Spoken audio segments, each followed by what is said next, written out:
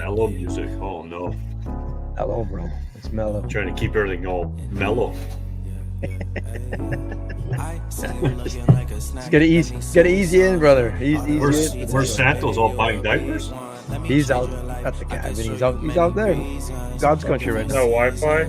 Unbelievable. Instead it was Just come in weak. for a little bit. I believe he's at War Eagle. That's a nice little lake there. It is, man. Yeah, there's lots of fish in that look. Keep it off And the just put those southern in Kendall too if you want to escape. Oh yeah. What's that other lake there that has the largies in it?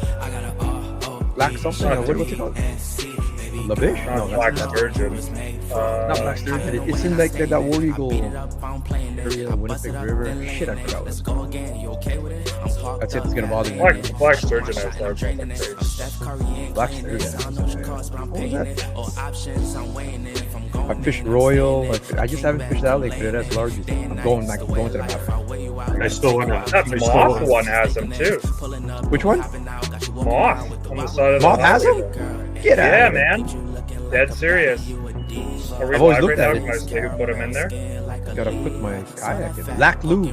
That's Black Lou's got them. Yeah, less now, but got them. Moth has I it. think Man. Moth's a Motei pretty big weighted lake. like a 6.5 pounder at one point on Black Lou. Nope. I need to figure out how to get my kayak into McConnell. Oh yeah. There's great big smallmouth. Be honest. Yeah, but there's no public access in there. Well, the kayaks, you can just put them up the side of the road. Oh, Jason. Speaking of kayaks, you got a kayak. Lake of the Prairies this weekend. Walleye. Lake of the Prairies. Apparently, well, that lake's always on fire. We'll have that on Sunday, actually. Sunday is when that's going down. 27 anglers so far. Might be 3 more to get to 30. I'm trying to get mine all rigged. Get the trolling motor on it, electronics. You do the kayak at all there? Ian? What a cool fishery, eh? What's that? You know what? I got a bum shoulder. I think it's mostly just because I'm pretty weak.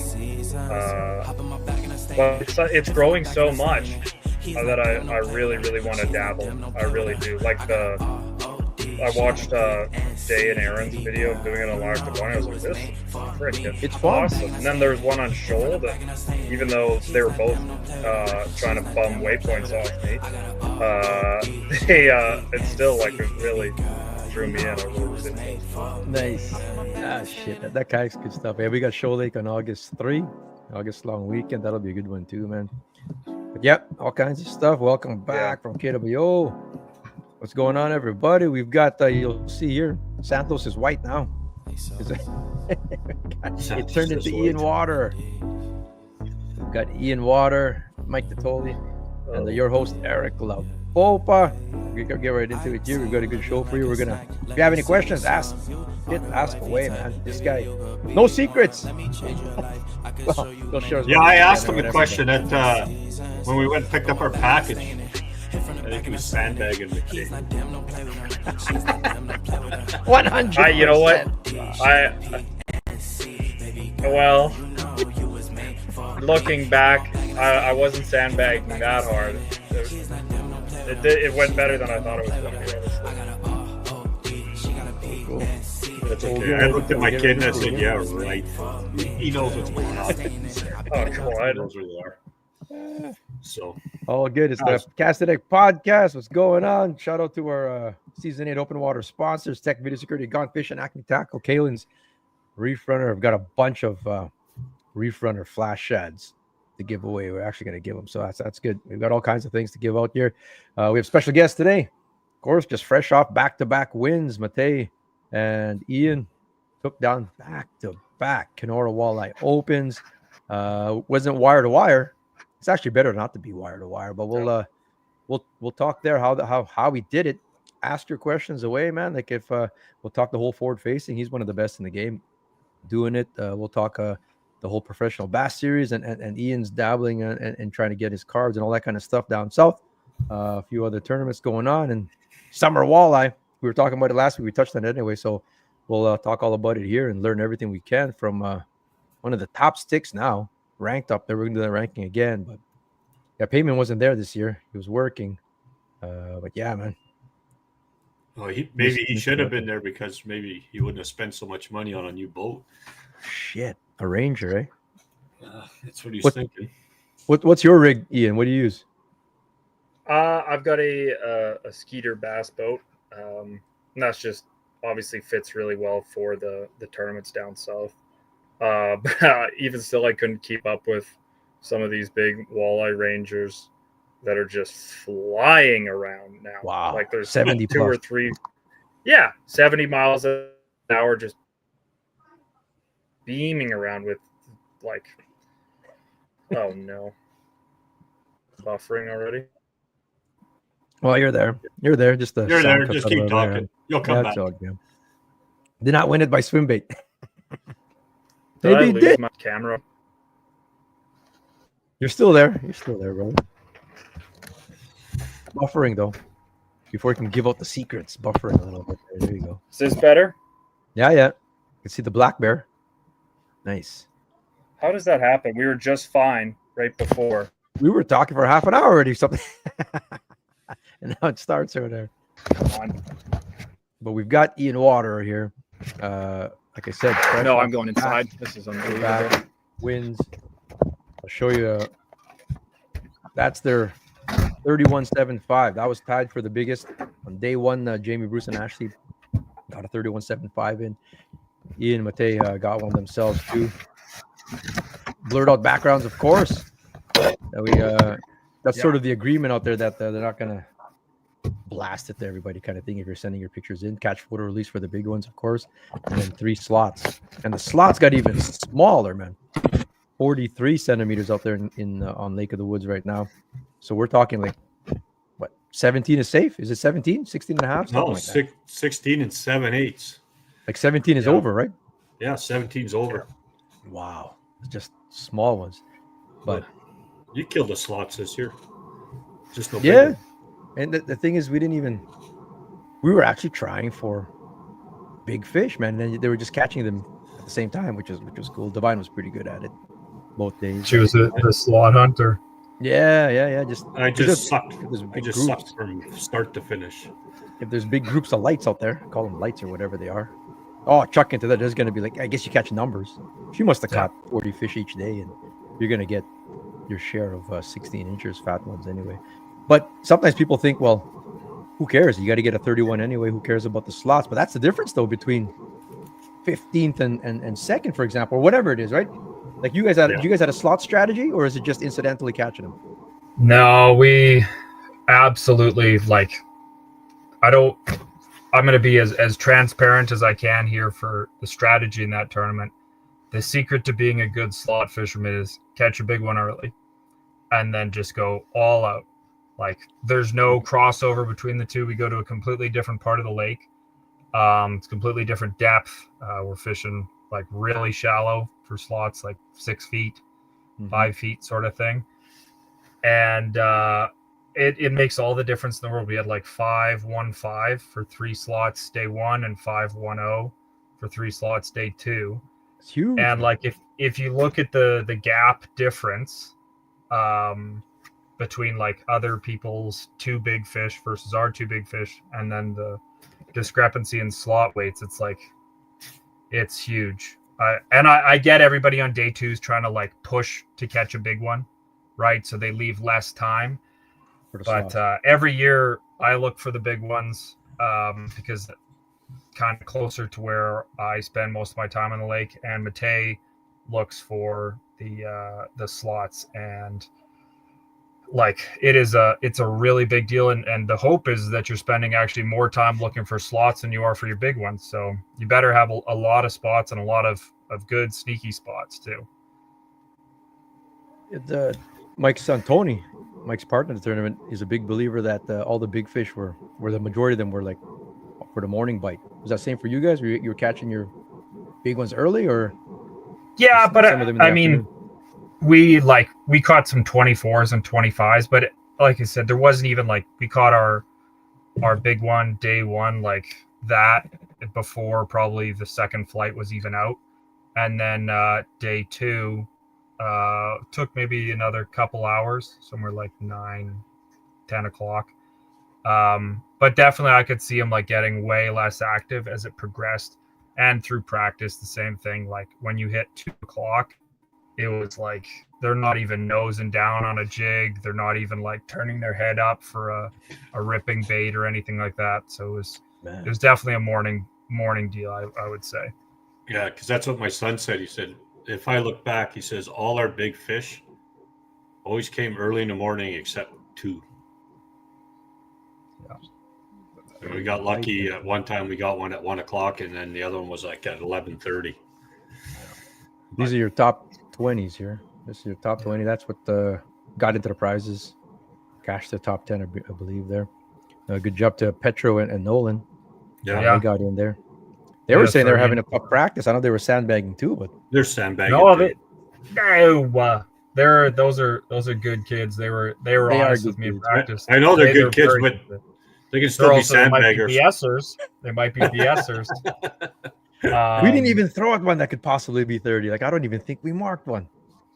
Yeah, come tournament time. I mean, at 12 pounds isn't a 30, but they definitely got a giant on day 2 there for sure. So good job. Yeah, they got a 30 and a quarter, I think, or something. Yeah. Got a nice one. I mean, it's a bunch of the usual suspects up there. Corey Toker and Jeff Loren were practicing for a week. So is that time on the water that important to really narrow it down, kind of thing? Is that important, or are you guys just hitting usual places that you sort of know anyway? I mean, for me it is, but I bet Bruce, he didn't put in. He's a different animal. I bet he didn't put in probably 5 hours of practice because he has a full-time job, kids, and a family. Right. I'm a loser, so I don't. So I get to put in as much time as I want to. I kind of narrowed it down pretty quickly in terms of like where they certainly were not. And I would have loved to have said I had a whole bunch of off-the-wall stuff to go look at, and that would have made me way more confident. But it was a lot of the usual suspects of spots, and then just kind of going nearby there. So time on the water, definitely finding those little gems, because there's not a ton of big fish spots on the lake right now, or that time of year. Yeah. You can catch big ones everywhere, but I don't think you can catch the number you need to weed through it and work your way up to a 30-incher, if that makes sense. Yeah. I mean, you're putting the numbers into your favor there. Like last year, guys were saying, well, we were catching 5 or 6 a day. Yeah. And then big ones a day kind of thing. Was it lower this year? Was that number? Like, I mean, by all accounts, it seemed like that no one was catching 8 masters a day unless they were, kind of thing. I think maybe first day we had 5 over 29 and never got a 30. And then Sunday, I think we only actually had 1, and then the big one. No kidding, man. But we were also like weeding out. We weren't throwing it 24s, 25s, 26s sort of thing. We're just looking for one that looks absurdly big on live scope. So you're pretty good. Like, can you, like, when you know the blob, you have an idea if it's 28 plus kind of thing already? Yeah. Like there's a couple like telltale signs about them. One thing we look for is like, does it look like it's almost 2? If he's high up in the water column, does it look just like freakishly big? Does it look like a pike? If it's on the bottom, it's that hunched over sort of thing, and then you like a good distance behind it, you see that tail flickering as he's going along. If it's one blob and you can see it like this, chances are it's not that big. Right. Freak. And then when you hook it is the other telltale sign. At that time, it's like, it doesn't really matter. But the other telltale sign, you watch him peel up off the bottom. If it just keeps like turning up like that and then does that big head shake as he's coming up, you're like, okay, we got something here. But that's something. There's a lot of little nuances to looking and finding those really big ones. And skipping, I think last year especially, there was a lot of really biting 25, 26, 27-inch fish that realistically you could waste time on. So they take a while to reel in, especially if you're netting each one because you think it's close. That's just time taken away from where you could be looking for that unicorn. So those 24s, 5s, 6s, maybe even 27s, you ever notice that they hang like 3 or 4 together? Yeah. And those big the ones. big ones all by itself. Yeah, he's just one. If I've so rarely caught like a 28, 29, 30 in a group of like 2 or 3. It just seems like he's just one big slug by himself. Yeah, like last year, Yeah. I think we got a 29 and a half, but it was with 2 other ones. Really? Like all 3 came up. You can watch them on the live scope coming up the side, and then 2 of them kind of swam a bit, and one just stopped and parked. And was lucky enough to get that one, but this year, not so much. We threw at some pike. They Yeah. look long. Shit, they look long. We're throwing. I mean, you have to throw at them and show how you're not going to throw at it. But then it cuts the line. Could be musky too. Yeah, actually. or you watch it Water. zip up immediately or nose down to me. Like, that doesn't seems too good to be true. I know, really aggressive. Oh my god, like that! I got its attention that fast, and sure enough, I snapped. Or they'll come at it, turn, and then spin really quick and come at it one more time. Yeah. So this was my first weekend. I had one day of practice. Like you said, I saw you on the lake there in practice a little bit there. And I was watching how you do it or whatever. And it's like, I call it road hunting because you're pretty quick. Like I watched other boats too, man. You're, like you said, we were talking earlier, like I could see the benefit now. Like that's why they invented boat breaks and stuff like that now, because if you see something, like I'll see something and it's a big light now, right? Well, that could be something. If it's not a rock and you get closer and it's above, like it's up there. Oh shit, this is a fish. But when it gets to 60, 50, 40, next thing you know, I'm running it over, even though I tried to stop. Or if I try to stop earlier, then I can't find it anymore either. Yeah. I don't know if I'm spooking them or what, but like, how are you, like, do you whip at it? Like, I don't know, like from what distance are you whipping at these things at? First thing I would say is always scope fish with the wind coming at you. The worst thing you could do is be sideways or like behind you, because I'm looking this way. I'm always progressing with the trolling motor on 8 or 10 or something like that.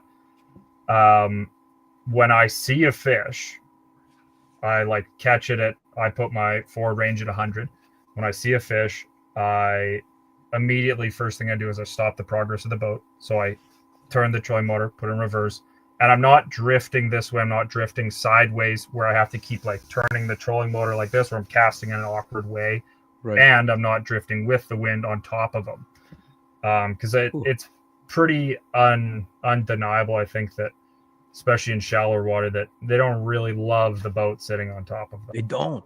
They're gone. Within 30 feet, they're sort of they're So I hold, if it's a drop shot or if it's a jig or anything, I hold it in my left hand, and I basically just have my bail flip, and I'm just sitting there ready as I'm scanning, see the fish, and just make my little pitch ready to go like that. And I know my general distance is about 50, 60 feet. After that, I start feeling I'm getting a little too close. And I know in like some of the really clear water fisheries down south, they'll put their forward range out to like, they have that other Garmin transducer, that 64 whatever. Mm-hmm. They'll put their forward range out to like 200 to really keep their distance and try and cast even further. Yeah. So really try and like keep their boat away from them. Are you using lots of weight? You want to get down there fast, or you want something sort of? I found I needed it hanging in the mid column, and that's where I could actually get him to get it on the way down almost. That's what I found. So I caught a lot just like on the bottom. I use it's a little like frostbite. It's a live bait jig called a meathead. It's a little tungsten one. Yeah. And I use their second heaviest one, not their heaviest one. And it's a nice little compact profile that like you can flick and it just falls like a rock. I would prefer them eat it on the bottom, because if I have to keep it above their head, it's going to be drifting past them, over them, and then, if that makes sense. So I'd rather them eat it right down there, 50, 60 feet away, rather than them coming all the way to the boat. Gotcha. And then risk of kind of spooking them. You're in the strike zone longer kind of thing. Yeah. Saying. But yeah. And I've noticed that, like when they follow it down, you get excited actually. Like, yeah. I learned a lot. They'll do this circle. They'll go like this, and they'll come back, and they'll look at it, and then they'll come back. And it's a waiting game. Just hold your tension there, and you takes it and you just pull into him. If you're just joining us, it's we got Ian Waterer, him and the partner Motei Demers there. They won the Kenora Walleye Open. I went down on the weekend. Big thanks to Ian for joining us here, and he's sharing all the tips, man. I'm a forward-facing newbie, really. I've had it for like 4 years, but I don't really, like I said, it's the first time I put serious thought into it. Jamie Brucey had a big one. These were tied for the biggest for the tournament. Was there an award for big fish, or they got it? No, they it's each day, so $1,500. His fish is distinctly much better. Mine was like pretty skinny. That to me looks like a yours was a anorexic. 9-pounder. Yeah, it was on his last legs, I would think, and his looks like it's in the prime of life. We've got a lot of long ones. You'll get 28 pluses that are really skinny, but you just need long ones, right? It doesn't have to be heavy per se. Just got to hit that 70 centimeter mark. 27.75 you get credit for. They have a conversion chart too. So what was the 30 again? 30 was 10? 30 for poundage, or what do you mean? So it's 10 pounds is 30, and then it goes 31 is 11, 29 is 9. Which is, I guess people might have a gripe over, because you're like, well, that's not the real weight of the fish. Well, it's the conversion ratio is just to make it easier for like layman's terms, right? So we're not toting these fish around. Like I've never done a catch and well big fish walleye tournament. Like I'm sure you guys obviously have, but the idea for me of babysitting one of those big fish just makes my tummy hurt. Like I've already don't like babysitting the slots. Like just I'm checking on them, adding ice and trying to make sure I'm catching them shallow, and that's scary. A big 28, 29, 30-inch walleye, and the idea of him turning in the well. Yeah. The worst is you open up the well and you see white belly. Oh shit! Everything stops and you got to get on it. The worst is coming down that channel to get back. That's the worst. Yeah. On a Saturday or Sunday with it and traffic and back in the day, like you're young, like you said, you haven't done one, but Mike especially and me too as well. You catch a big one, now you got to run. You basically run it in. Doesn't matter if you're an hour away, almost like you just got to do it. You got to go score it because it's a big one, and you don't want to babysit it all day. Depending on how deep you caught it, you might take your chances, and if it's going well, if your live well's acting nice. But it is. I've come around to the catch photo release. We do it all here in Manitoba now, and it's good, man. Catch photo is good. I'm happy without babysitting. Yeah. Do you think we're gonna see? I think we probably already are, but do you think we're gonna watch that top end go up and up and up and up? Yeah. Like as far as like in the lake, how long these fish are going to be? Yeah, like and what it takes to I mean, dude, how many 30-inchers were like 5 years ago? I think it's just getting better and better and better and better in terms of like that overall. Is it that, or is it people like yourself that are really good with forward imaging? I hope it's both. I really do. That would give me a warm feeling knowing that we've made steps in the right direction, and like the tournament itself. I mean, I think JP runs a really tight ship, and he cares a lot about like his tournament and the fishery. I really think he does. So yeah, that's definitely a healthy fishery. I mean, lots of fish. I mean, tell you, it's a big red zone, but I mean, there's no shortage of 24s to 27s in that lake too. They don't count, but I mean, there's tons of like you said. Like, and in our boat, man, we see a blob. Oh shit, we're throwing at it, man. And then, like you said, you could be wasting a lot of time on whatever, a hump or something, or a line that only has mid-20s. You know what I mean? Like that kind of thing. So we burned some gas on day one. Day two, completely flipped. We fished closer, way closer. Just learning new places I've never hit before or whatever. I've always drove in bass. I want to try it. And with that feeder box, I call it feeder box though. Holy shit.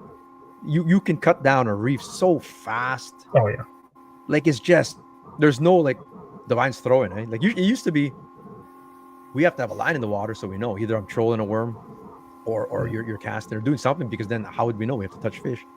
We don't like, don't throw it in. I tell, like I'm working here. Let me keep going here, going 3 miles per hour, whatever, and I'll tell you when. Oh, there they are. But my problem was I kept driving by them. Oh, there they are, and there they go. There they go. Gotta turn the boat around, and I'm panning my little thing around, and sometimes I'd see them, sometimes I won't. Like, I mean, look at this. We were at Mike's place. Thanks again to Mike and Val for letting us stay over there. But See those lights? That's across the lake. When I saw that across the lake, bro, I'm like, holy shit, there's fish on the other side. After a couple of pops, you're looking at those thinking, Staring at the we're screen. on.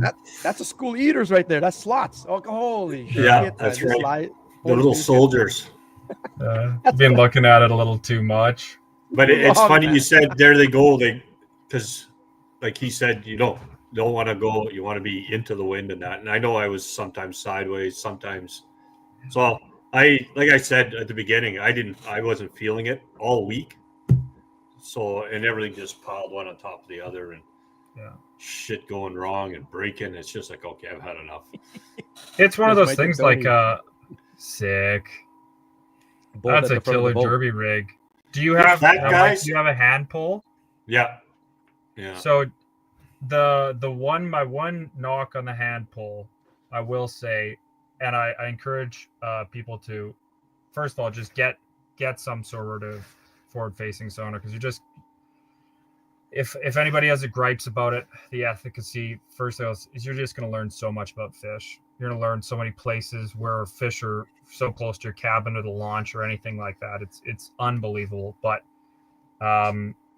once you kind of get further, I think my one knock on the hand pull is I think people love watching their bait come in. And I think to work your bait and work the pole, especially if you're dealing with wind or something, becomes tough. So I would recommend a foot pedal style one that you can deploy. If you want to see, and I don't know if I'm allowed to speak out of class, I might get an angry message. If you want to see two dudes that have the most set up live scope and like forward facing sonar system, two guys that are making up for lost time and that I'm really worried about, it's the Kesslers. I was gonna say, man, it's probably talking about Kesslers here. Yeah. Terrifying. That is a two-headed monster in that boat. Like, I watched them go put those things down, and they're just like, they're double scanning everywhere, and they're both casting off each side. They are machines. They are assassins with it. And because boat control is huge, and those guys, they know the boat control, right? They can back of a tiller forever, right? So. And we have another guy that's very similar to, I call him the miniature Alex Kessler, and that's James Hebert. Same thing. He's deadly with that thing. Yeah, man. The Kesslers just have these. They probably don't want me talking about their mounts, but they have two mounts on the side that swing down. That's their real quick mounts, and their foot pedal controlled things, and they're both working it. Kessler has his shoes off because he's working it with his big feet, and he's casting to these things, man. It is like, it's crazy to watch, and you wonder, it's like, this guy's been on the cutting edge of walleye and bass fishing, him and Ted, for so long. That's why they're so good, and they're still so good, and they're still cashing checks. Like, were they top Lund team in this tournament? Yeah, they're top. I think they were. Yeah, and they get a contingency prize for this tournament, man. So got bonus money for that too, being top Lund. So good for them, man. And how long has he been like a face of Lund up here? Yeah, forever, man. Very long time. I saw them in practice too a little bit, man. So I'm just trying to watch how people use it, kind of thing. Eh? Like, I don't take people's spots. You won't see me fish your spots, but I like to watch, like, what are they doing, and try and replicate that, you know. Because I was watching you, they go, holy shit, man. It's just moving faster than I thought. Yeah. Like when you're really in search mode. And I'm sure passing over things that definitely eliminating dead water, but probably still passing over fish that you don't need or whatever, want to touch kind of thing, right? It's just wild. Yeah. Wild, man. Learning that red zone. Thanks to the live scope. Lots of food. There's that flake is full of food. There you go. Yeah. This guy lost my train of thought. My whole train of thought gone. Foot pedals. Thinking about the red zone. Oh yeah.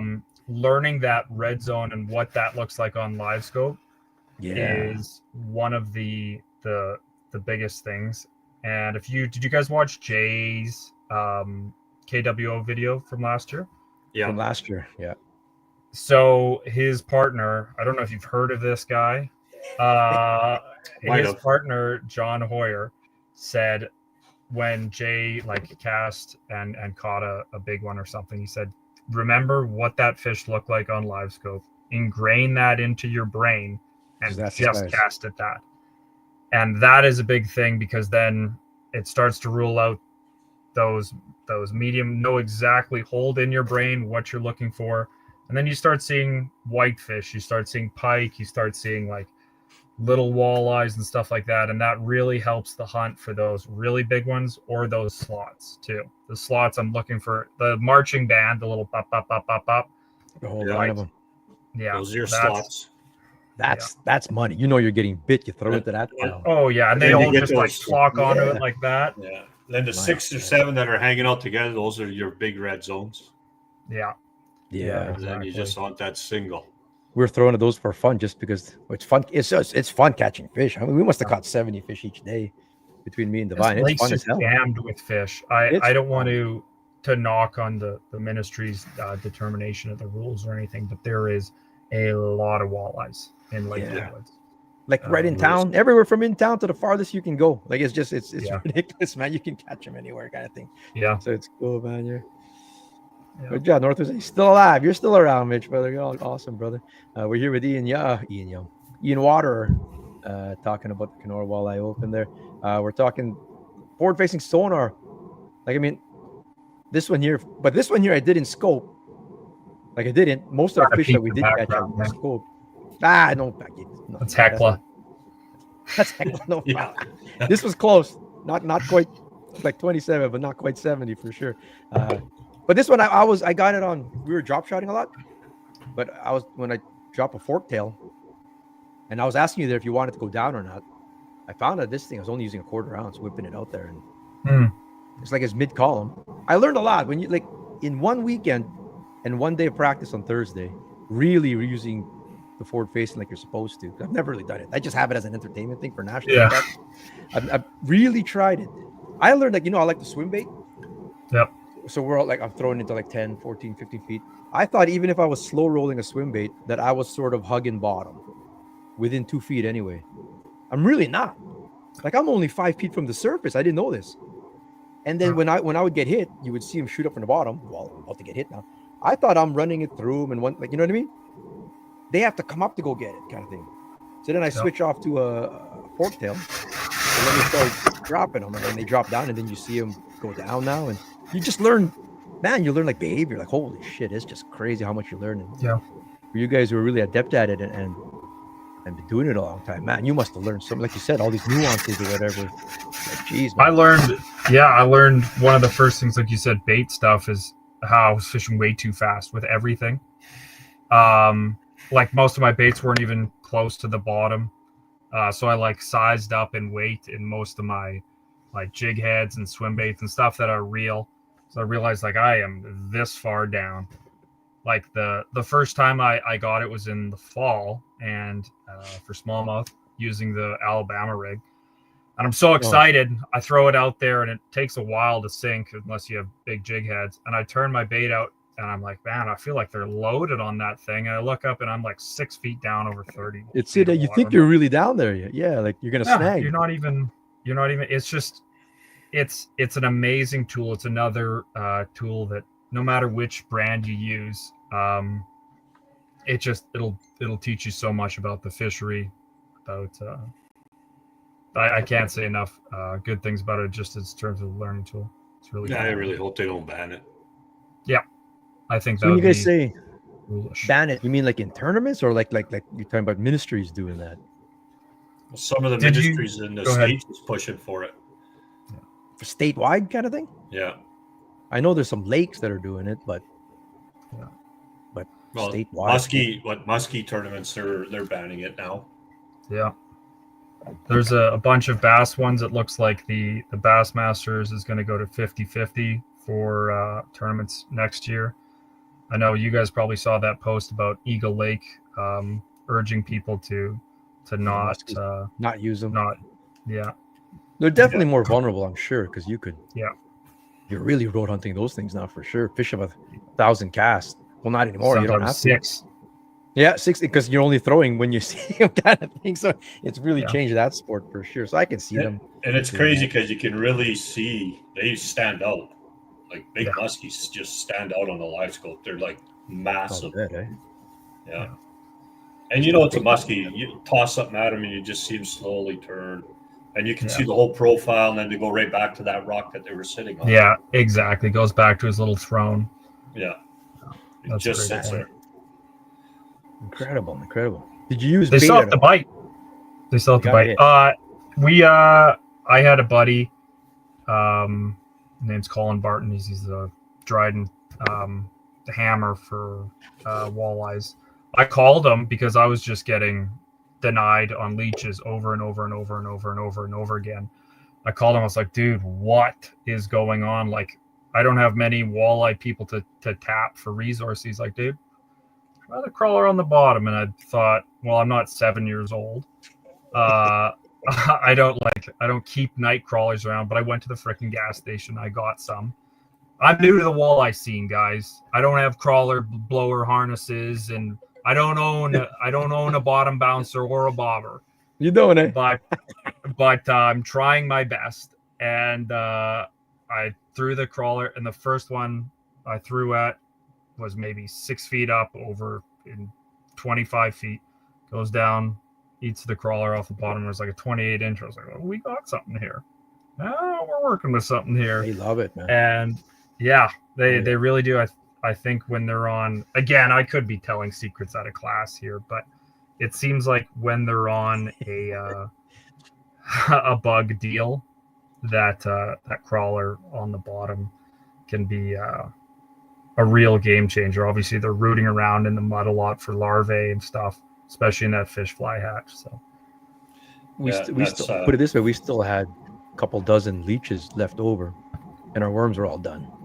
Because half a freaking big night crawler, they were annihilating it, man. Oh my god! You want to hear a dumb story? yes, I bought a Sure. flat of crawlers, right? What did I run out on Sunday? Crawlers. I have a flat sitting in the No. fridge, and I ran out of crawlers because I said, "Okay, so You only brought we're like 2 going tubs. after bugs. We need crawlers." My kid looked at me and just shook his head and couldn't believe it.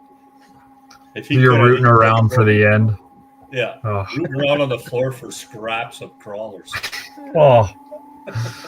The floor crawlers are pretty dismal end to the day. Yeah, that's it. Yeah, so. The leftover, the ones that they can find their way Yeah. into all your Yeah. cabinets. Dude, I and stuff can too, I can man. go in my fridge right here and show you how many crawlers I got. It's Ay, disgusting. ay, ay. And I bring a little container out with me. Dummy. Yeah, we're gonna congratulate some other tournaments that went on this weekend too. Yeah. CDP Nation, Steve Marakova and Bro took down. This is on the Southern Alberta tour, and they took Another the one, 40 eh? mile. That's yeah, so good. they won that. Nice. Nice work, Steve. Good job. But we talked, Ian. We talked last week or the week before about this team in Alberta, or this group of guys. The group of guys. It's a group of 5 guys, and they've won or second place at the last. It's 11 out of 9. 12 or 13 out of 14, something like that in Alberta. And that's them again, Mike. Second place and third place. These guys. They're just running the field. Different combos of that group of 5 guys. First, second, and now at least Steven, the Marakovas beat them this time.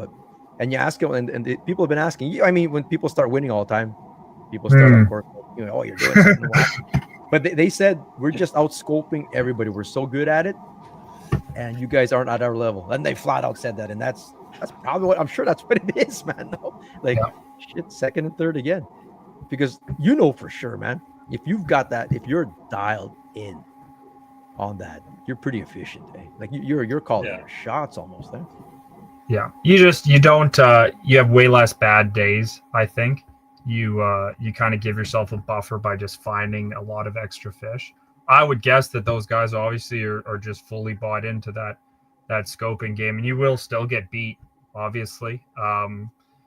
Especially it seems like in the walleye game, like guys like you watching those tour level gold videos and stuff, guys that are still like the trolling guys got them, or there's still other techniques that get that can win that day. Yeah. Yeah. For One day sure. tournament too, like you said. One day tournament. Like, I mean, what were you guys after day one? You guys were fifth or whatever, right? So if it was a 1-day tournament, that was a 5th place. Brucey would have blown it away. Away. Right. So in over 2 days, 3 days even kind of thing, then you really start to weed out the patterns kind of thing. So that's what we need, a 3-day walleye tournament. 3-day would be wild. I could suck 3 days in a row. I'd fish 3 different areas after that. Just learn. No surprise here. This is a powerhouse team, man. This is Cole Forsyth and Hayden Martin. And Hayden Martin, I think he's got half a dozen now of these Shoal Lake wins. On his trophy cabinet there. Congrats, won it again. They were in second, I think. They were in second after day one, and then came back with only a 15-pound bag on day 2. And you would think that you blew it with a 15-pound bag, 5 best bass. And they smashed them pretty good. It looks like those are 2 super talented guys too. And I said before the mics heated up, that's a little bit of podcast lingo. Is that I think this is Cole Forsyth's first like outright big win. 2-day win. I think he's had some other ones, and it's always kind of eluded him. And I'm a little worried that that's going to keep going because Cole is always right there. He's crazy talented, and so is Hayden, especially on that Lake and Falcon too. They're nasty combo. So I don't love seeing that little team up. That's not that doesn't bode well for me. But very big congrats to them, and I'm sure that feels super sweet. Oh, congrats to them. Cole's a killer stick. With his dad, like I mean, that's what I want Nash to be. Maybe down the road. Interesting stuff. Dan Gold, nice. Yeah, Ian, you ask away, guys. If you got questions or whatever, we're just doing news and notes here and different things that went on this weekend. But we've got Ian here for the show here, so ask away if you got any specific questions. He'll share as much as he can anyway. He's pretty good about that. This is the standing. I mean, Vernon and Randy do an awesome job here, but they still do this whole marker board thing, the old school style here. I love that. I like that style too. This is classic. This is way back, and there's 3. Gussie and Carl Engstrom. I've stood in front of that exact board many a time, just like doing the math and a long time. Finding. But they've got usual I love those Shoal Lake tournaments. Yeah. Goozy, what did Goozy get here? Like it was tight scores. Like I think they were tied. They were tied for 7th. Nice. John Goozy and Rennie. How's Goozy's hand? Does anybody know? It still hurts. I heard he keeps re-injuring it just in his alone time. Setting. It's never gonna heal. Goozy, I wouldn't doubt it. Yeah. So. There's Gussie and Ekstrom there in the 3rd place. It's either a Naniska or a Gustafson or a Martin. Zimmerman too. Last 5 years. Yeah, like Zimmerman. Zimmerman's in there, and they were right there too. I think just out of the. They're at 30 pounds. Like the winning team was 32 something. It was close. And then like 15th was like 30 pounds. It's all just you're talking fractions here, right? So good stuff to everybody there. Congrats to everyone there. You ever think about you got to choose? They're on the same weekend nowadays. Yeah, doing that spring shoal. So I guide on Shoal Lake. Like all of May and June. That was the first tournament I ever won was Spring Shoal in like 2017 or something like that. And I love it. But the payday in the Kenora Walleye Open is just so tempting. I don't have to fish against Jeff.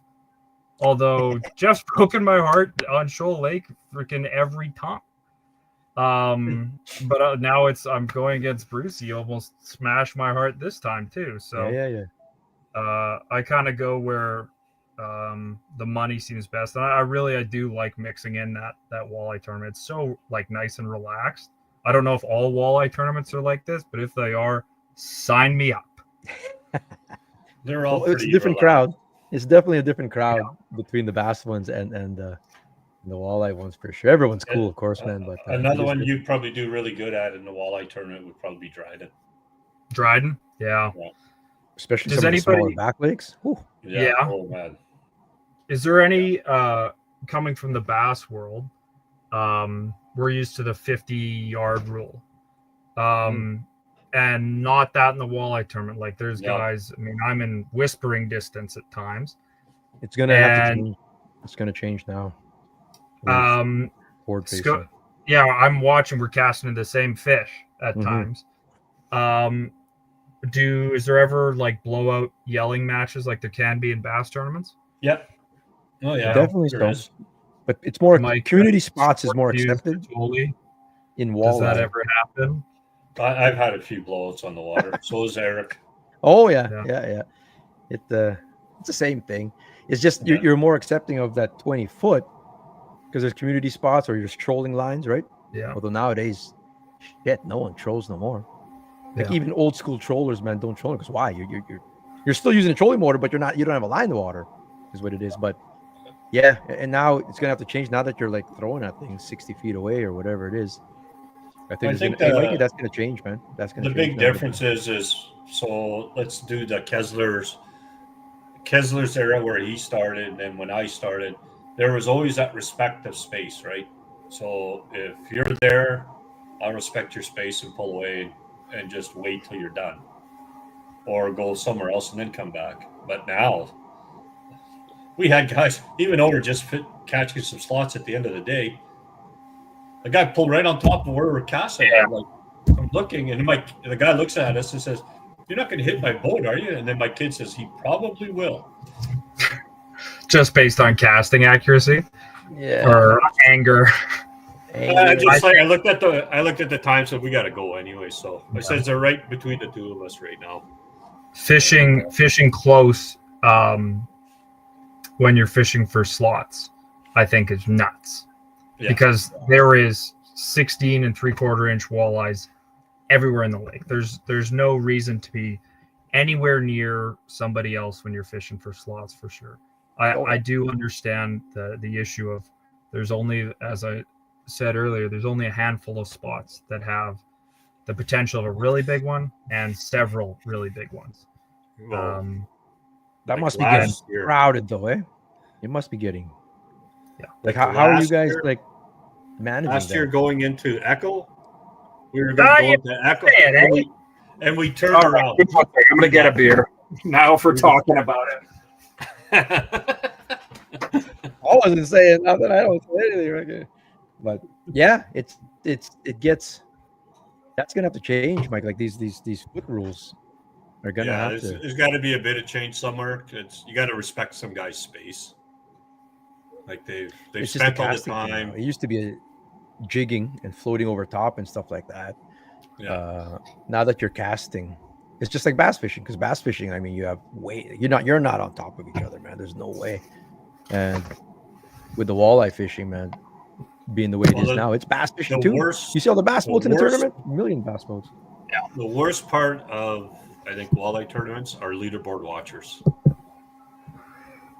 Yep. That's what annoys me the most. You'll always have that, I think, or whatever. Yeah, I know, but just got to have some respect for some space.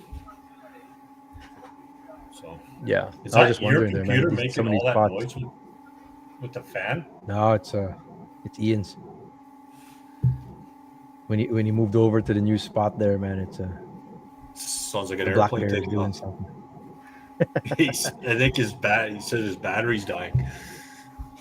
I was talking here, like at-risk anglers. Gusty should be on this list too, to be honest with you. Like, he's got the one exemption chip. He does, right? If he wants to pull it, right? Because of the Bassmaster Classic win. Very, very good running average.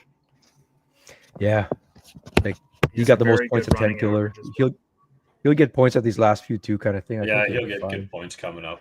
He might not make the Classic though. I mean, that's which really sucks. But look at all the names on but you. But he's got 3 options. I don't know if he's going to do them. He's got 3 options in the Opens EQs, which is it moves on past the 4 Bassmaster Opens. There's 3 tournaments that he gets a berth into, and if you win one of those, you can then get into the Classic. Then you're anyway, yeah. Yeah. But I mean, like he's down. You're not having the best season, but like you said, man, he's pretty good at cashing checks, kind of thing. Like So good, man. top 58 or whatever. Like Gus is down over here at 84. What do they eliminate? They're eliminating a lot of people nowadays. I think they're doing a big turnover year to year. It's if you're in that running average, if you're in the bottom 70, I believe. Yeah. But Jeff has a Legends exemption, I believe, because he's won a Classic. Yeah. Which gives him basically a bye year if he does fall behind, but he won't. I can only use that. His average is really good though. His average is very good, and also he puts the gas on when he has to. Like he's had a couple slow starts, but then he comes up north and it's daddy's home. Oh yeah. Yeah. So how about you? How you doing on these opens? You still doing them? Yeah, I've got. I'm gonna go pre-practice for Leech Lake in a couple of days, so don't say anything. And that's close.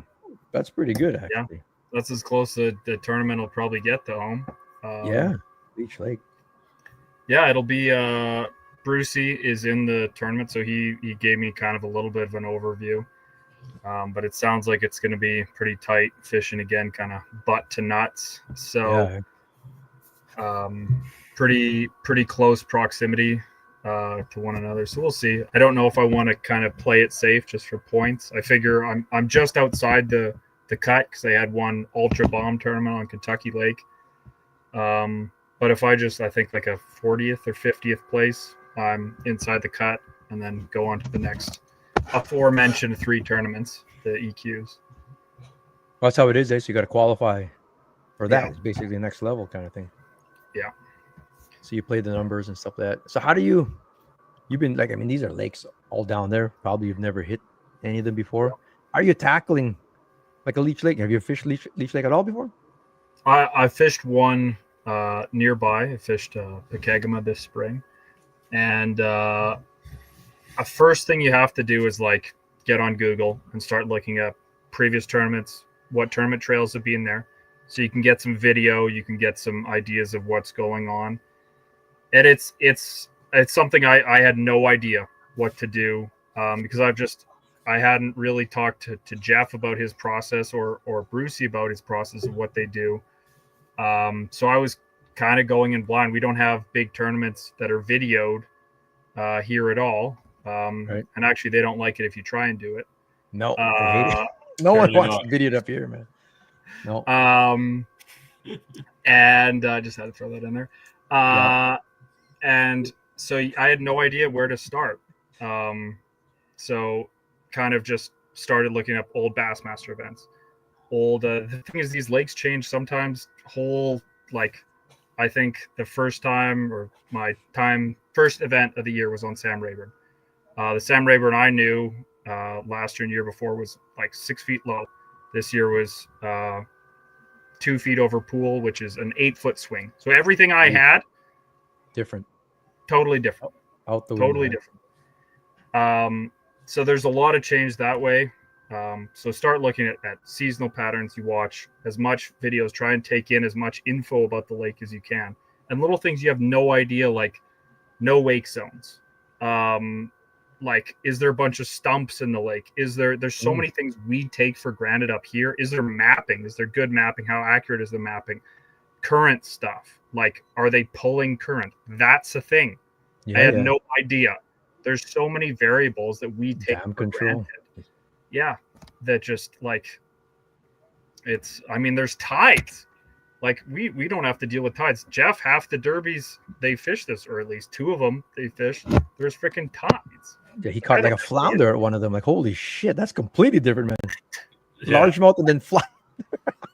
We worry about bullheads over here, but like they're worrying about flounder. That's completely different shit. Holy smokes. We have it so good. The other thing is our trash fish all bite. So you have an idea what's there. There's so many like carp, buffalo, gar, all gar these don't bite, yeah. Like things that don't bite. Kentucky Lake is full of Asian carp. Can you guys hear that yelling? No. Yeah, I heard it. Okay, that's my mom going crazy in the room. Yeah, it's totally different. It's the second I get back home, I just realize how lucky we are to fish these lakes, and there's so little pressure. And once you get down in those lower states, there's no walleye guys. It's all everybody's bass fishing. Bass. And there's maybe some people crappie fishing, but the main thing you see is bass boats. People And just there's like bass tournaments going on at the same time. Like your local club is doing a tournament the same day you guys are. Yeah. Like, and you get the wreck fishers and I mean, it's not just your other tournament guys. Like you're And actually the kayak everybody. tournaments are huge, and those are going on at the same time too. college Yeah. tournaments is a big thing. College high school tournaments, High like school. sometimes there'll be two ramps that are two 400 boat high school tournaments going Jeez. on at the same time, and you're like, where do I fish? Where do I start to fish? Like, it's if anybody talks about pressure, Mike mentioned that one channel that shan't be named before. The pressure in there is like that's starting to get comparable to what some of those lakes down there see. Face, eh? Yeah. Oh, you guys got all this crazy vision. You go find new places. Yeah, There's got to be some untapped stuff on Lake of the Woods. I mean, it's a giant system. Yeah. But with everyone's going to be able to shine everything eventually, and you might discover some new shit, man. You never know. But fishing down there, like when I ran into the Johnston brothers, me and Sasaki went down to Green Bay, and they were just up and coming at the time in the States. They were big timers in Ontario already. You look at their dash. Look at our dash, he says, and it's just boat slip receipts everywhere. And that's just a week and a half of boat slips. Like in a day, they would do 3 different. Like you pull out, go to a different, like to eliminate. They aren't driving there with their boat. They're going there by truck. Like holy shit, that things you got to do. Time on the water, man. Time on the water for sure. So how many days are you gonna practice for this Leech Lake one here? I'll probably do 3, and then it goes off limits. So I'll head from there to the Fort Francis tournament and start practicing for it. And then we only get 3 days of practice, like 3 days of actual scheduled practice for the event. Yeah, Before it's off limits, like the weekend before, something like that, or whatever. a month. We get a month. A month. Yeah. Jeez, eh? Yeah. There's all kinds of rules there, and then you get 3 days before the tournament. 3 days before, yeah, and then the one thing I noticed in those opens is like they're kids to me. I'm 30, and like I think the average age of kids that are guys that are up there in the standings, they're like 22. Young guys, eh? Because they're all they know is live scope. All they know is like their brain isn't clouded by like a flipping bite that they've had or a cranking bite they've had. It's just electronics. So the thing I notice is these guys get on the program so fast. It's unbelievable how fast they attune to what's going on in the lake, and like just seem like they're just untouchably good. Man, there's a bunch of them graduating from college ranks, and they've been to these lakes before in these college tournaments we were just talking about, or high school. Yeah, they have tournament experience there already. Yeah, wild, man. It's pretty good. Hats off to you guys down there too. If you actually get on a bag, it's not like it's not like you have a whole place to go. You have your pick kind of thing. Like sometimes you're just limited to where no one's on, or you know what I mean. Like, and you're still catching a bag. So it's wild. It's wild. Like hats off to you guys down there, man. And good luck with all that, man. It'd be nice for you to get on the tour. That'd be great, man. Shit, wouldn't that be killer? Yeah, and then I just get the heck out of the, as much as I really do. The thing I'm gonna miss most is like the local scene, as much as it's kind of like the drama and stuff gets tiring. Like, man, fishing team tournaments at home, like fishing by yourself is a lonely game, man. Like I stayed in a camper and like by myself in the rain at Kentucky Lake for 6 days, and like had crap service in my the place I was staying. I was like, this is miserable. It's miserable. I caught crap. Like I was like, why am I doing this to myself? And I mean, I started staying with some other Canadians in the last open I did, and it's so much better just to have somebody to talk to. because like you Shoot the can't shit talk with to that, right? anybody outside the event, right? That's That's breaking getting the rules, info. right? So you're then just like trying to shoot the breeze with people that you're actively fighting against in the standings, right? It's not like, so it's a different level of cutthroat. So it was really cool to stay with the other Canadians. We're going to do that again at Leech too. Is there any? That's curious, man. I'm curious about your doc talk then. Like, how much info do you share, or if any, or how you skirt around conversations? You know, we're all anglers. We're not tournament anglers anyway. We have an idea how to talk, but I'm curious if you guys would help each other out in some ways. It feels like the Canadians know we're kind of up against it a little bit. So we seem to help each other out more than they probably, but there's always like these houses of guys that are staying together that I'm sure like sharing a bunch of info. But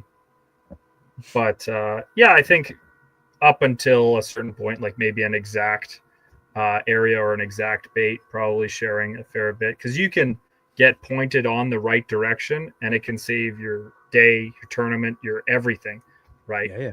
Is one person just says like, no, dude, go in the Norfolk tournament, which is my last one.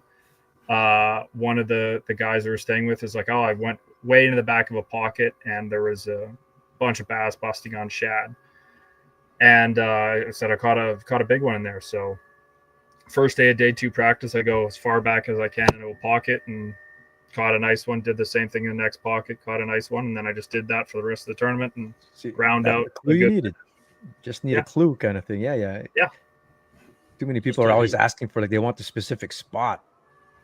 Nah, you can really replicate it with a few clues or whatever. You have an idea kind of thing to break a lake down or whatever. So, and then it's just a matter of going out and trying it. So, yeah, that's sometimes all it takes. And it's just like, it's amazing how it's like it's a razor's margin of just like, you could have been, if somebody told you like, for KWO, don't bother with the center part of the Manitou, for instance, because there's only 26, 27s and too many lodges there. They just seem to catch them all. And the fish will never get big enough. But if you go Sioux Narrows, you go west, you go Big Narrows, seems like it just produces a better average. That can save you 2 days of practice. Right? Yeah. And when you only have 3 days, that is huge. Man. Huge. Yeah. And that's why we have to go fast, right? Even if you have a week, that saves you a lot of time. Yeah. Especially on the size of the bodies of water, so you guys are always fishing. Yeah. Cool, man. What's your next local tournament? You got a local tournament coming up here? Fort Francis, you said. Yeah. Did you guys win it last year? You won it last year, didn't you? Yes, sir. Holy shit. Yeah. You do I Falls too? I Falls is like... I do I Falls. Yeah. Yeah, man. Well, double take down there if you can. That's good water down there for sure. It is. It's a lot of fun. Well, I don't know about you guys, but we won a catfish tournament. So there you go. Oh, Jesus Christ. First place, bro, in Canada Day. Still can win a tournament. Is this takeoff out of Selkirk?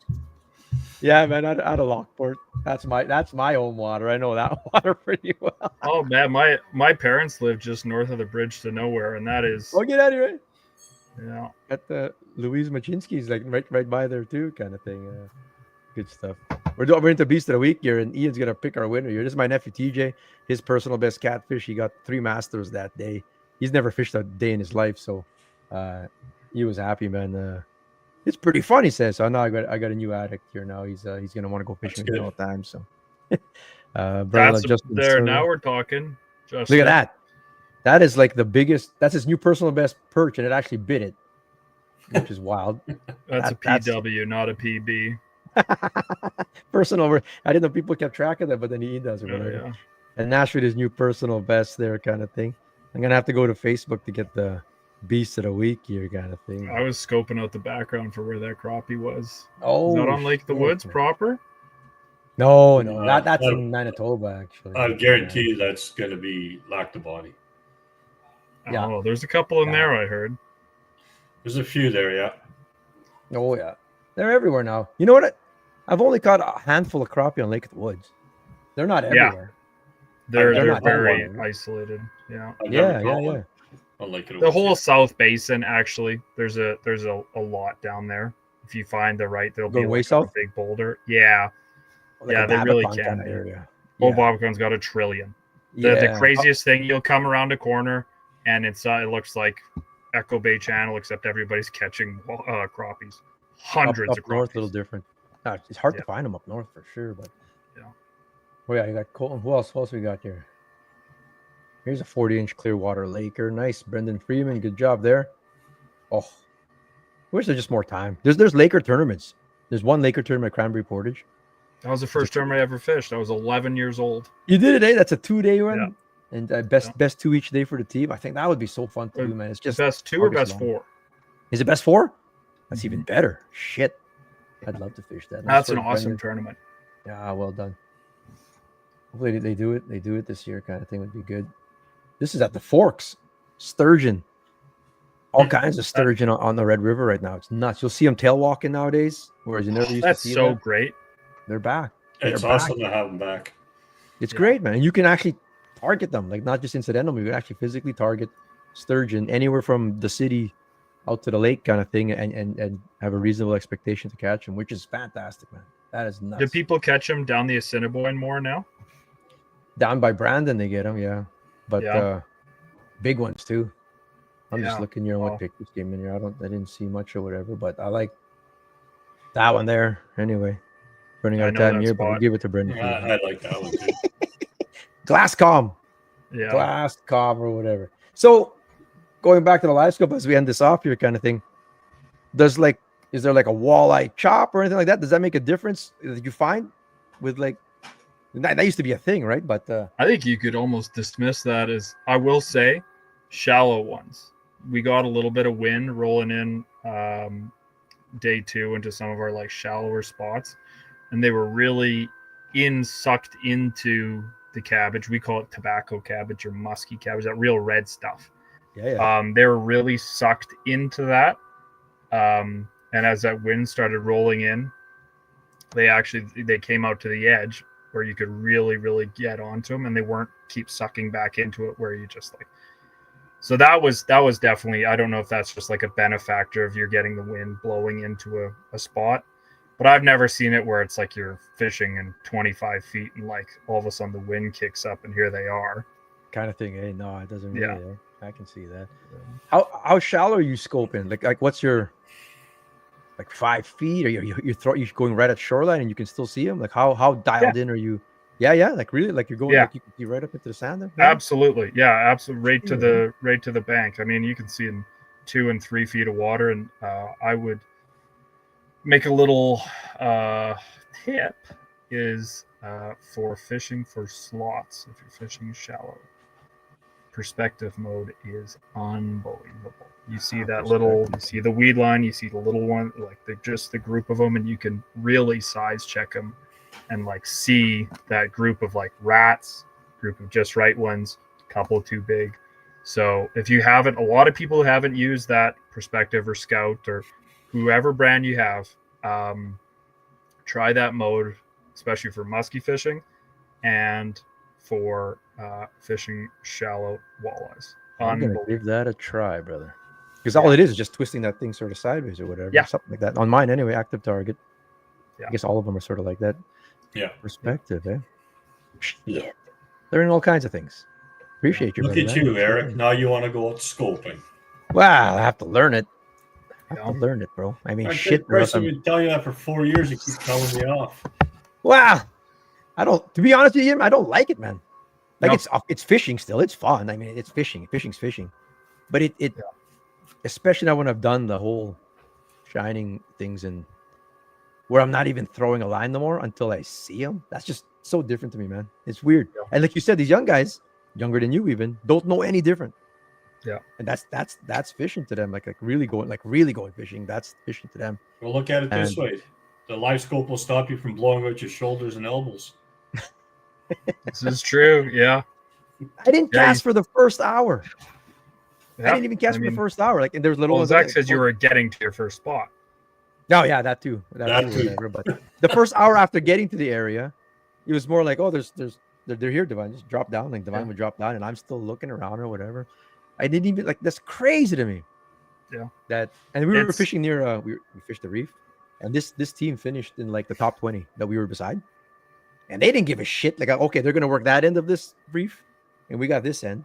Nope, motherfuckers. They're like, come like I'm looking at their graph, and they're working this thing, and they're working. It makes no difference. And they were shit, bro. And they were netting fish. We're netting fish, but we're not moving as fast as other boats do. They're really covering water, bro. Yeah. Two guys at the Call front. them up by name. See how close they Fuck. got to you, and then call them up by name. I could. I really could. I looked at the boat number and everything, man. And I go, because you're curious, right? You want to see. Yeah. They got 2 masters each day. And I'm like, Unbelievable. but they're really just not wasting their time. Not wasting their time on anything, man. We had the net out a couple times, so maybe they just wanted to see what's going on. Then they caught a couple small ones and they went back to what they were doing. Fuck. It's pretty cool, man. It is cool that how dialed in you guys are and using these things or whatever. Yeah. It's still fishing. It's fun. If you have these units, man, get out there. You still need time on the water. That's what I found. You still need time on the water with it. I mean, Yeah, you gotta you get do. good attitude kind of thing. Crazy part is It's it just takes you forever to learn those things. It's a whole new thing for me, man. That's a whole new world. But it's fun though. I mean, we It's caught a fun. million It's walleye. yeah. I mean, it's like there's no more really stinker days with it. Like where No. it's a couple. Like there's times where it's like, man, midsummer, it's just like if they're not right on humps, and I'm sure you notice, like, dude, how much do those things move on a hump? Man, A Like- lot. like Remember, you used to just have like your waypoints, and then you throw out your buoy, and then you just fished there. Now Like, you're how did learning that- like they can move so far on a hump or on a flat or something like that. It's was or only previously one impossible. corner of this thing has them. And it's And the crazy rest of when it they is don't dead. like something. You throw it at them, it hits the bottom. One looks at it, then they all take off. Yeah. Right. What- Insane. Like one thing I learned too is like, so before, like when I'm fishing blind, but then I'd throw, I catch something right over there. After you let it go or whatever you're doing, you replicate it. You're throwing there again. And what I found was, okay, so now I'm gonna throw back to where I was and I shine it. There's nothing there. And I have to peel around. Oh, that's where they are. And I'm throwing completely other direction now or whatever because they move. And before this, I would never do that. You'd be 5 more casts in that same spot because I just caught one there. So it doesn't really work that way, kind of thing. That's what I found anyway. Unless there's a million of them. We found some places where there was just a million of them. It doesn't matter. And when you found those, okay, now we're having fun. We're going to catch 20 fish first. Wasted a lot of time actually, but it's fun. I mean, I love that place, man. God's country out there. But wherever you're fishing, most people, like Mike said, what number would you say on the lake aside from guide boats? And I bet you the guide boats all have them too, like as in the lodge boats. They have them nowadays. How many have like poles or systems that you're It's seeing? getting up there now, more and more and more and more. I'll see people just like jigging in front of the cabin or whatever, and they're in a pontoon boat, and these And little boy's got his little handheld made out of PVC, and 8 he's out of turning it 10, like around you like, said. yeah. 8 out of I 10 would have say 8 out of 10, and you know what? Like I'm all for it if it means like everybody's having more fun, enjoying. It's great for obviously the electronics market and stuff like that. it. Maybe the ministry was ahead of its time making the walleye limit 2. Maybe they saw this It, coming. it very well could be. I think Could be, yeah. it's I would have to guess it's probably one of those things where it's still the 90-10 rule, where 10% of the guys are catching 90% of the fish. But That number's I- changing. I bet you. yes, yeah, yeah. Just change But- a bit. Yeah. Cool stuff, man. Ian Waterer, man. Appreciate you, brother. Congrats again on the win. Yeah, I'm sure you got a congrats. few more this season, but the big ones for sure is Yeah. the ones in the States. We'll be cheering you on, man. Love to see you on the tours down there. And I told you to ask me some tough questions, and you just softballed me the whole softball, time. bro. Just a regular thing or whatever. Oh. It's something maybe I was trying to prompt the crowd. You're asking a hard Yeah, one. bro. there should have been some real like bullets getting ready to go there, but there Well, wasn't. we can after hours if you No. want to. Oh 'Cause boy, frickin'. there you go. 'Cause- Oh, Jeremy, all knows? positive, or Jerry, we appreciate it. All positive feedback. That's what we Oh. like to hear. Positive. We can go straight controversial if we want to hear, but no. I just it's not. My mom from the other room told me, said, "Don't get dragged down in the mud." Don't get dragged in the mud, bro. It's all Nope, we'll get positive. dragged into the mud. All positive. We're all positive on this one too, man. Everything's positive. Whatever. Like you said, I mean, every scene, bro. I bet you in the state. I'm part of all kinds of forums and groups because of my job everywhere. Shit, man. Our actually area here is pretty tame compared to some of the It's drama minor. other places. Oh, it's true, Yeah. man. You travel, it's crazy down there where people are going to each other's houses and wanting to Yeah. fight people, pull them out of their house. Like, holy shit. Yeah, Here we over spots or something like that. Over crazy stuff, man, like crazy stuff. And if you're just talking tournament, like, oh my god, there's some crazy drama out here. Out here, it's just like, well, I'm not gonna wave to that boat anymore. Yeah, exactly. It's what happens Exactly. or whatever. But Just yeah, fish. everyone knows everyone. Yeah, you're a fucking good stick, man. Good job out there, you and Motei. That's freaking awesome, man. Good job to you guys. We'll see you next year, man. Maybe Coming for it. practice 2 days. I'm gonna practice 2 days next year. There you go. You're in the right zone. Oh, I hear you, brother, man. Just need more time on the water. Having a good time there, though. Awesome stuff there, man. That's Ian Thank you Water. very Give him a much. follow. Give him a follow on Instagram there for sure. You'll follow his adventures, man. This guy's gonna make it pro. He's got it, man. He's got it. He's one of the best sticks around here. And we'll have him back again when we do our rankings in the fall. We want some input on that there. We're gonna get these rankings going and see what happens. I put in so much effort on that. Mike didn't even freaking look at it. He didn't even look at We're the gonna do a better job this Bassmaster year. ones. We're gonna get some Yeah, I did. Brucey, first thing Sorry. Brucey said to me as he came up at weight, he said, it's going to be hard to beat you in the casting deck rankings now. That's the first thing he said. And that's what it's all about. That's what we do it for. All right, stay safe, everybody. We'll see you all next week. Okay, Safe time. gentlemen. Thank you.